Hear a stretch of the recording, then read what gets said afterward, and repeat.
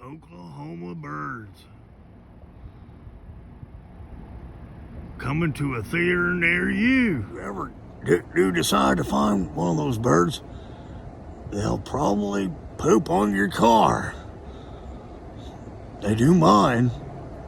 Of course, I got a white car, so maybe they're racist, especially if they're black birds. Only you can see what I see.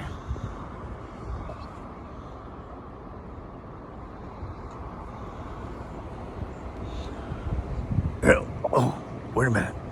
We got some birds. Hi, y'all. We're on the